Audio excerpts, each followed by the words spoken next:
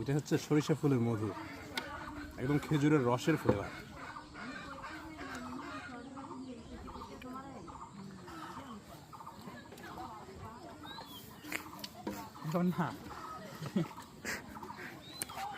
আজকে হবিনি।